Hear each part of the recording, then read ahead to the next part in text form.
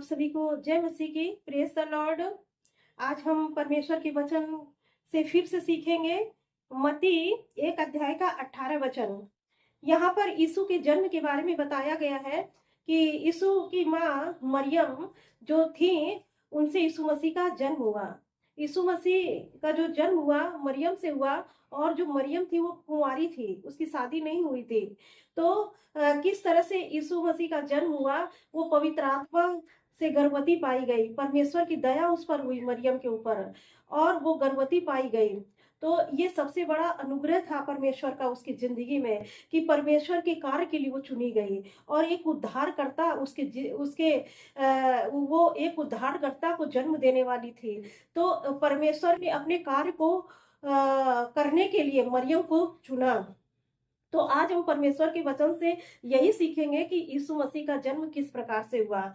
आज हम देखेंगे मत्ती 1 अध्याय का 18 वचन हम पढ़ेंगे।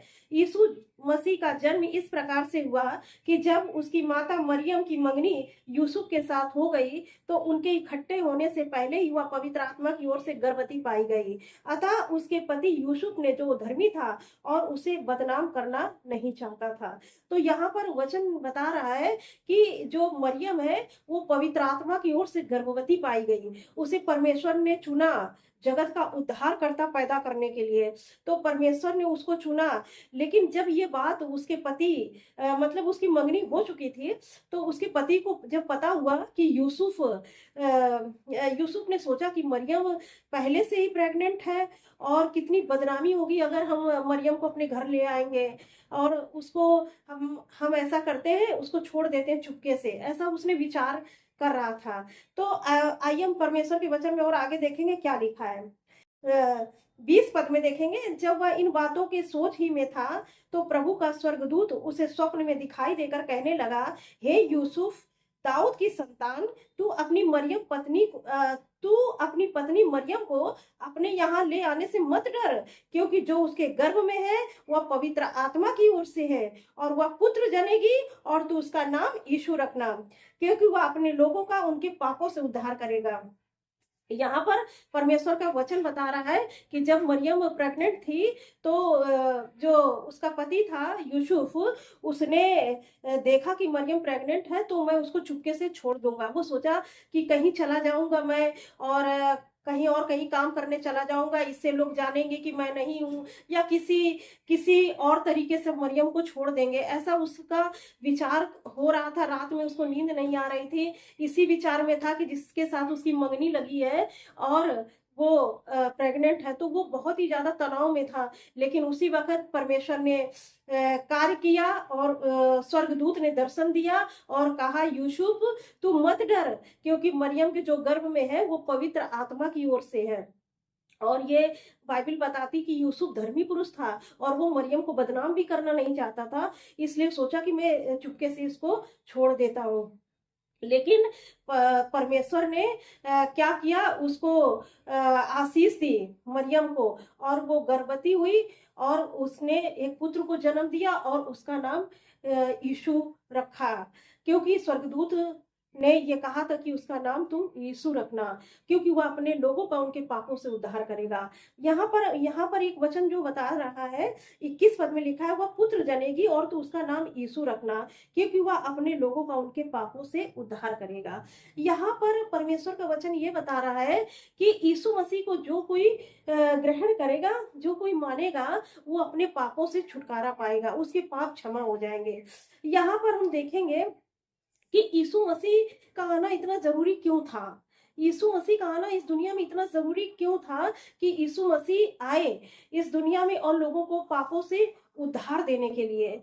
यहाँ पर एक वचन लिखा कि वो पापियों के लिए आए, पापी के लिए, जो नर्क जा रहे थे, जो व्यक्ति जैसे हत्या कर रहे थे, व्यभिचार कर रहे थे, चोरी कर रहे थे, और जो अनेक बुराइयों में पड़े हुए थे, जो वो सीधे नर्क जा रहे थे, उनको छुटकारा देने के लिए यीशु मसीह आए। तो उन्होंने कहा कि जो कोई अपने पापों को मेरे सामने मान लेगा तो उनके पाप क्षमा हो जाएँगे। वो यीशु मसीह को ग्रहण करेगा, उसके पाप क्षमा हो जाएँगे।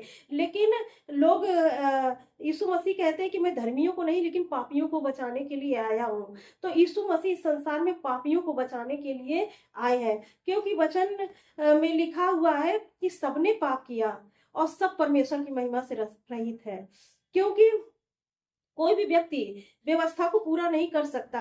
जो वचन दिए हुए हैं पुरानी व्यवस्था में कि तू हत्या ना करना, चोरी ना करना और किसी की वस्तु का लालच ना करना। तो जितनी भी आज्ञाएँ परमेश्वर ने दी हैं, 10 आज्ञाएँ जो दी हैं पुराने नियम में, कोई भी उसको फॉलो नहीं कर पा रहा था, पूरा नहीं कर पा रहा था। इसलिए स्वयं परमेश्वर खुद यीशु मसीह परमेश्वर ने अपने वचन को देहधारी करके इस संसार में भेज दिया कि जो कोई उसके नाम को अपने जीवन में लेगा, ग्रहण करेगा, उसके नाम का अंगीकार करेगा तो उसको उसके पापों से क्षमा मिलेगी। तो इसलिए यीशु मसीह पापियों के लिए आए हैं इस संसार में। जो कोई अपने आप को पापी समझता है, जो कोई सोचता है कि हाँ, मेरे पाप क्षमा होने चाहिए, तो वो यीशु मसीह के पास आएगा, तो वो उसके पाप को क्षमा कर देगा और वो अपने पापों से आज़ाद हो जाएगा और यीशु की धार्मिकता को पहन लेगा। और यीशु मसीह की धार्मिकता जब हम पहन लेंगे तो हम पापी नहीं कहलाएँगे, हम धर्मी कहलाएँगे।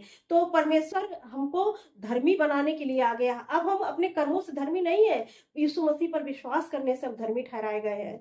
तो इसलिए हम अपने पापों से आज़ाद हो चुके हैं। जो यीशु मसीह को ग्रहण किए हैं, वो अपने पापों से आज़ाद हो चुके हैं, छूट चुके हैं। परमेश्वर इस वचन से आप सबको बहुत आयत की आशीष दे। आप सभी को जय मसीह की। आइए एक छोटी-सी प्रार्थना करते हैं परमेश्वर से कि परमेश्वर इस वचन से आप सबको आशीष दे।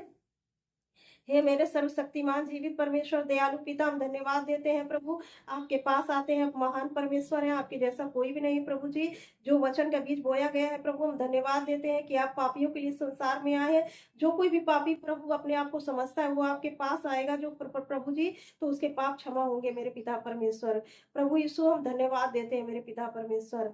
हम आदर महिमा आपको देते हैं। ये वचन बहुत आए से उनकी जिंदगी में कार्य करे। जो लोग विश्वास कर रहे हैं, सुन रहे हैं परमेश्वर पिता, हम आदर महिमा जलाल आपको देते हैं। प्रभु यीशु के मीठे पवित्र नाम में होकर मांगते हैं, आमीन। आप सभी को जय मसीह की।